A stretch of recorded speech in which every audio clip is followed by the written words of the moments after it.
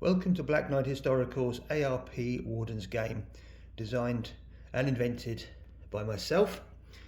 Here, a fictitious town by the English Channel, modelled actually on Bognor Regis. How would the Wardens react to a German raid? A stick of incendiary bombs across the town, fires all over the place. Here, a UXB has gone off and the roads have had to be closed. And here, a major incident caused by a high explosive bomb, meaning all the roads have been closed. Gas, fire, sewage, water main, telephone, all out.